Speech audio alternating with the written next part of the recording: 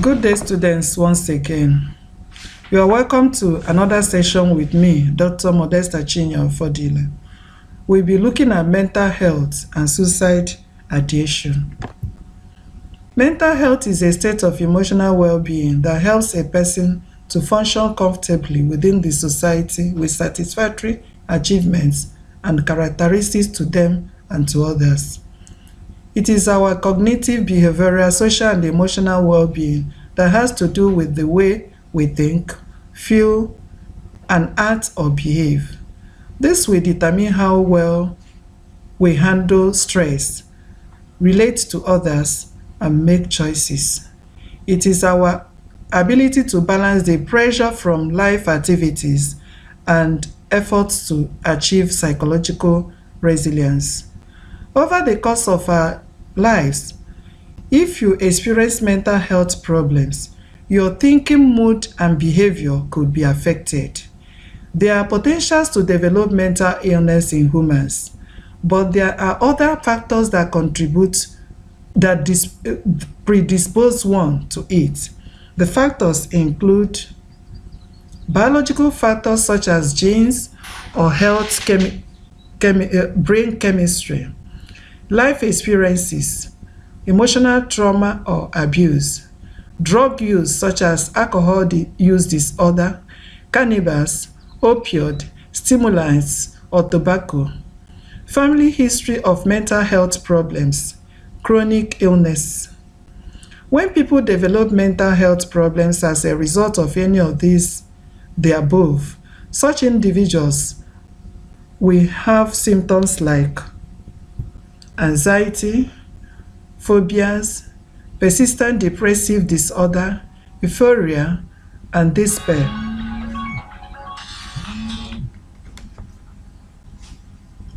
Schizophrenia, which is living in distortion of reality, delusion or hallucinations, substance-induced psychotic illness. Mental health problems are common, but help is available. People with mental health problems can get better, and many recover completely.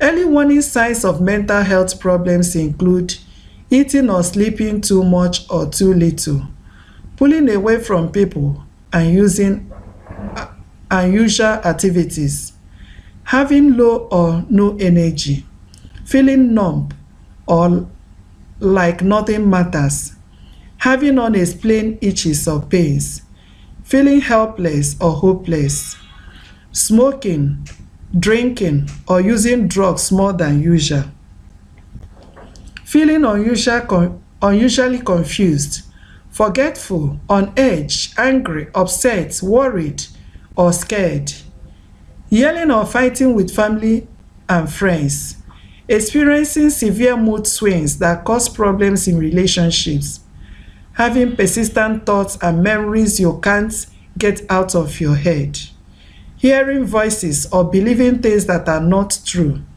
thinking of harming yourself or others, inability to perform daily tasks like taking care of yourself or getting to work or school. Positive mental health allows people to realize their full potential, cope with the stress of life, work productively, make meaningful contributions to their communities.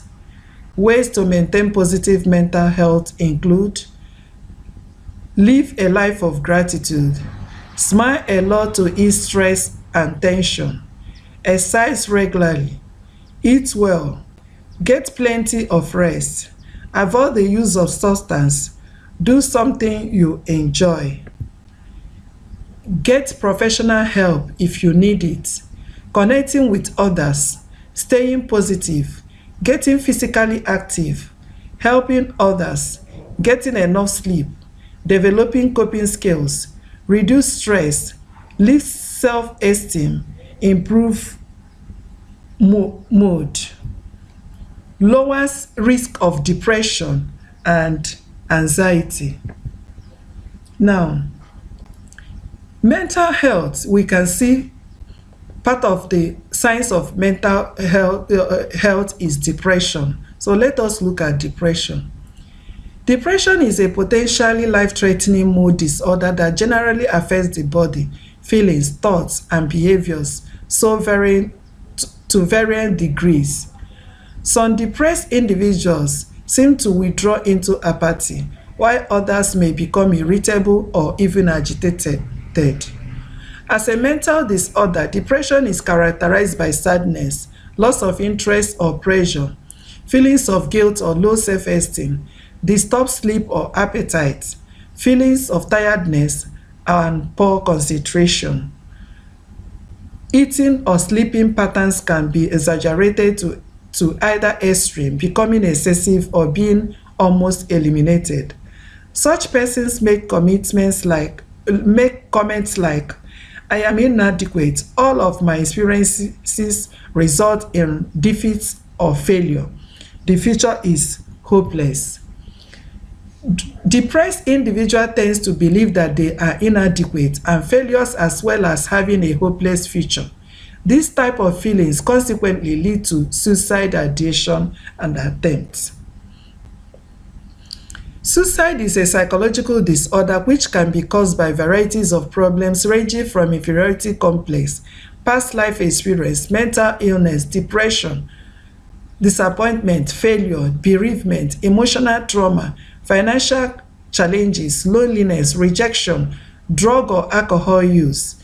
This means an individual tries to kill himself or herself. It is the intentional will to die. Depression or substance use disorder, mostly alcohol, are the most prevalent diagnoses among suicide victims. Most of the time, they lose interest in activities, pull away from friends, tired of life, sleepless nights, and feel guilty. University students are a special group of individuals that are enduring a critical transitory period from adolescence to adulthood, which is one of the most stressing times in a person's life. Other factors that can lead to suicide thoughts among students include adjusting in school, maintaining good academic grades, homesickness, financial challenges, disappointment, and most of the time they feel they want to escape loneliness, parental problems, conflicts with other people. They want to punish survivors who are likely to feel hurt and guilty when they die, to gain attention, to join a loved one who has died before, to avoid punishment, to punish oneself from something that has created guilt, to prevent oneself from becoming a burden to others, to avoid suffering and other effects of some dread diseases, to seek martyrdom, economic factors, health factors, marital challenges, unemployment, academic challenges like we mentioned before, and social challenges. Consequently, the students are under immense stress that may lead to depression in some. They feel they cannot control their own lives. This may lead to the following: they lose interest in activities, pulling away from friends, saying they are tired of life, having sleepless nights, having sleeping nights, feeling hopeless or guilty, drinking heavily, using drugs not prescribed. Suddenly become calm. You see them become somebody that has been active before. Suddenly the person becomes calm. Giving away belongings.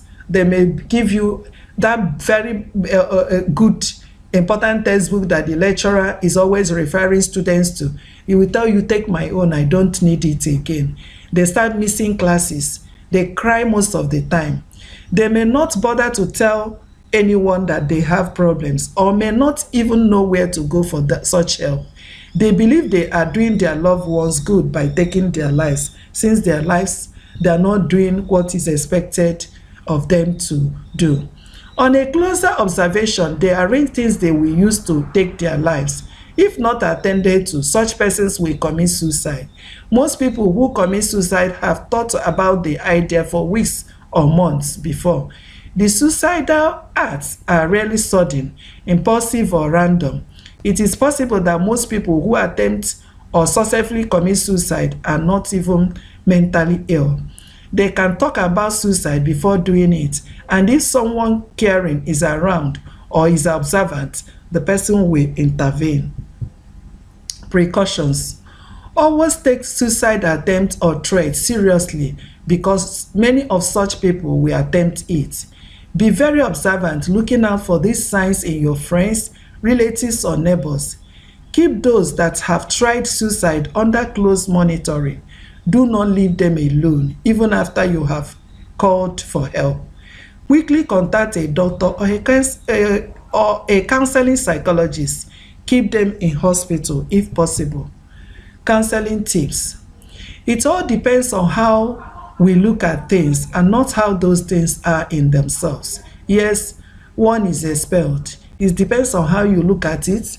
Yes, I got expulsion, but I can go back and enroll in distant learning or other learning institutions and be more serious and avoid the same mistake I made in FUNAAB.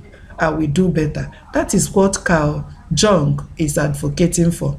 The paradox of reality is that no image is as compelling as the one which exists only in the minds of the eyes. It's how you see things in your mind. It's not how, it doesn't matter how any other person sees it.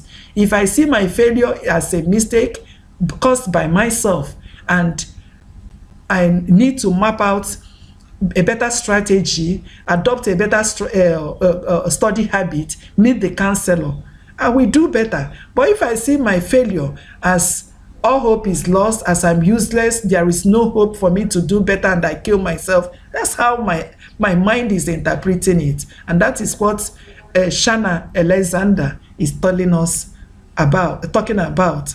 By extending your years of strength and wellness, you can accomplish those things you really want to accomplish. So if you leave yourself, if you don't kill yourself, you work hard, tomorrow you will still be that professor you desire to be. You can still be that professional you still want to be. But if you think suicide is the option and you kill yourself, it ends. You die an unachieving human being. Adversity has the effect of eliciting talents which in prosperous circumstances would have lain dormant. When you fail and you consult so many textbooks, meet so many people to explain better, and you perform better next time, you would have done things you never knew you could do. But if you had succeeded, you wouldn't have done that. So adversity helps you to make more effort and elicit those talents that are dormant in you, which you wouldn't have even tried to elicit if you had not failed. Another one is life is full of challenges. Overcoming them bring success and accomplishment. But if you face a challenge and because of it you kill yourself, then you won't succeed and you won't accomplish. Thank you.